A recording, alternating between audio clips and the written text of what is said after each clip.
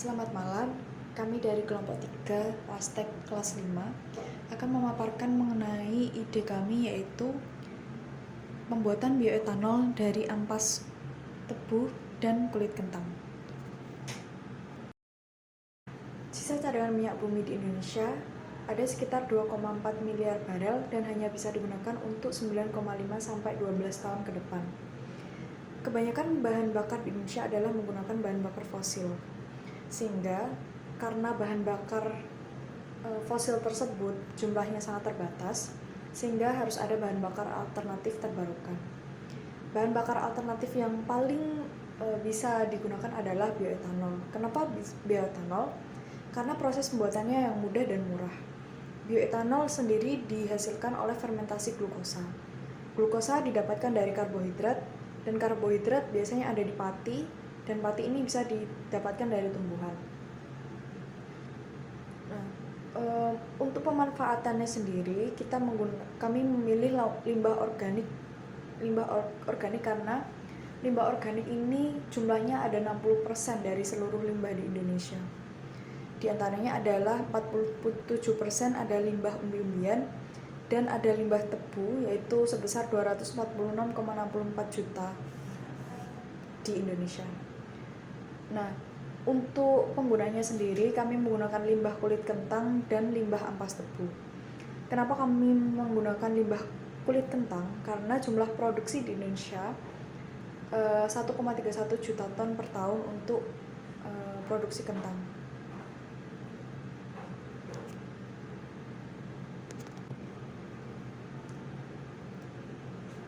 Dan limbah kentang yang dihasilkan jumlahnya 15-40% dari masa awal kentang segar. Setelah itu kandungan karbohidrat dari limbah kulit kentang sendiri adalah 16-20%. Dan dari jurnal yang kami baca, 2 gram kulit kentang ini bisa menghasilkan 4,1% bioetanol. Lalu kenapa kami menggunakan ampas tebu? Karena limbah yang dihasilkan adalah 220-270 kg per ton. Lalu untuk limbahnya sendiri 54-50 juta ton per tahun. Nah, untuk kandungan karbohidrat dari ampas tebu ini sendiri adalah 40-50% dan kandungan glukosanya adalah 20-25%. Dan dari 2 gram ampas tebu bisa menghasilkan 4% bioetanol. Nah, itulah alasan atau latar belakang kami menggunakan ampas tebu dan ampas kulit kentang untuk bioetanol. Oke, selanjutnya terkait rumusan masalah dan tujuan dalam penelitian kali ini. Untuk rumusan masalahnya sendiri, yang pertama, bagaimana kandungan bioetanol hasil fermentasi dari limbah gabungan ampas tebu dan kulit kentang. Yang kedua, berapa perbandingan variasi yang tepat untuk limbah kulit kentang dan ampas tebu sehingga menghasilkan bioetanol yang tinggi. Sedangkan untuk tujuan penelitian sendiri, yang pertama, untuk mengetahui kandungan bioetanol hasil fermentasi dari limbah gabungan ampas tebu dan kulit kentang. Kedua, untuk mengetahui perbandingan variasi yang tepat untuk limbah kulit kentang dan ampas tebu sehingga menghasilkan bioetanol yang tinggi. Tinjauan pustaka yang digunakan ada 4, yaitu limbah ampas tebu, limbah kulit kentang, karbohidrat, dan fermentasi. Limbah ampas tebu itu dihasilkan 220-240 kg per ton, yaitu sekitar 54-59 juta ton per tahun, dengan kandungan karbohidrat di dalamnya adalah 40-50%, glukosa 20-25%, dan 2 gram ampas tebu dapat dihasilkan 4% bioetanol. Kemudian limbah kulit kentang. Jumlah produksi di Indonesia kurang lebih 1,31 juta ton per tahun, dengan limbah kulit kentang jumlahnya 15-40% dari masa awalnya. Kandungan karbohidrat di dalam limbah kulit kentang sekitar 16-20%, dan 2 gram kulit kentang dapat menghasilkan 4,1% bioetanol. Karbohidrat merupakan suatu biomolekul yang terdiri dari monosakarida, disakarida, dan polisakarida yang terdapat pada tumbuhan, contohnya selulosa, dan pati pada umbi-umbian. Kemudian fermentasi merupakan pengubahan molekul glukosa menjadi etanol dan karbon dioksida dengan bantuan Saccharomyces cerevisiae dan bakteri Ximomonas mobilis pada pH 5 dan suhu 30 derajat Celcius pada kondisi sedikit aerobik. Dalam suatu penelitian, ada beberapa variabel yang harus diikuti.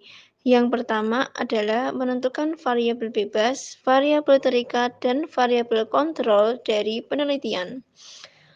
Untuk penelitian ini dilakukan variabel bebas, yaitu pada variasi proporsi atau perbandingan antara limbah ampas tebu dan limbah kulit kentang. Untuk variasinya, yang pertama ada 100% ampas tebu dan 0% kulit kentang. Variasi yang kedua ada 75% ampas tebu dan 25% kulit kentang. Variasi yang ketiga ada 50% ampas tebu dan 50% kulit kentang. Variasi yang keempat ada 25% ampas tebu dan 75% kulit kentang.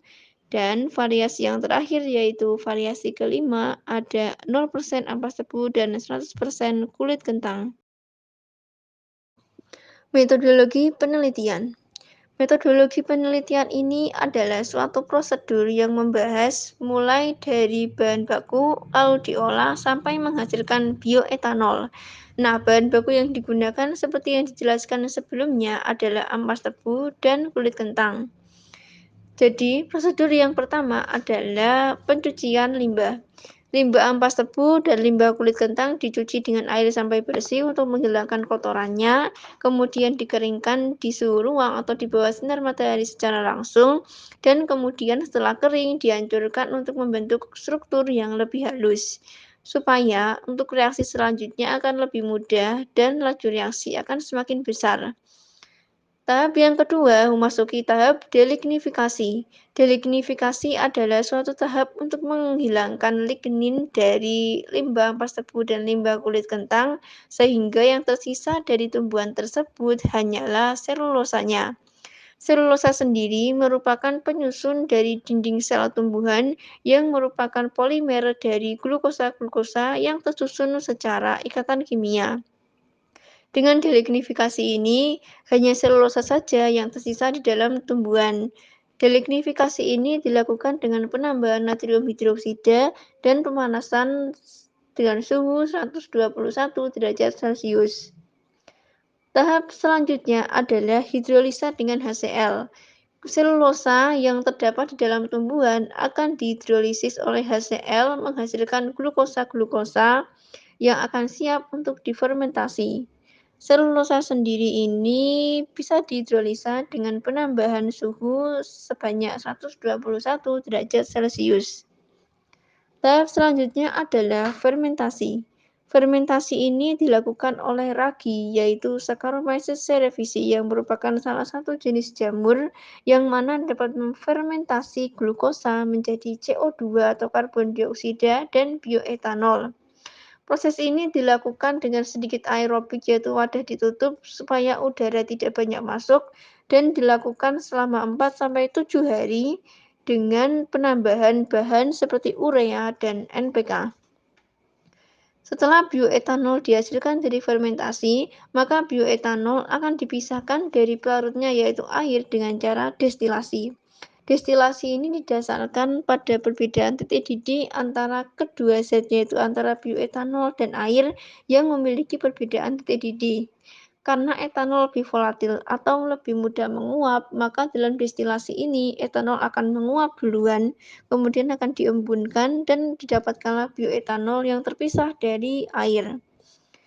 Selanjutnya, bioetanol dari masing-masing variasi dari kelima variasi akan diuji dengan gizi dan dibandingkan dengan etanol standar. Jadi kromatografi gas ini akan membandingkan konsentrasi dari tiap bioetanol yang dihasilkan dengan standar dan akan didapatkan mana variasi yang menghasilkan bioetanol paling banyak. Maka variasi itulah yang tepat untuk menghasilkan bioetanol yang mana dapat dimanfaatkan sebagai bahan bakar pengganti bahan bakar fosil. Produk dan manfaatnya. Produk yang akan dihasilkan berupa bahan bakar bioetanol yang bisa dimanfaatkan sebagai pengganti bahan bakar fosil. Dengan harapan bahwasanya tujuan ini 25% akan mencapai bahwasanya bisa menggantikan bahan bakar fosil yang makin lama semakin menipis. Serta target selanjutnya adalah membuat limbah yang mana dari ampas tebu dan kulit kentang menjadi lebih berguna serta mengurangi pencemaran yang ada di lingkungan sekitar kita. Serta output selanjutnya adalah dapat menjadi sumber penghasilan bagi masyarakat untuk produksi bioetanol. Sekian presentasi dari kami. Terima kasih. Selamat malam.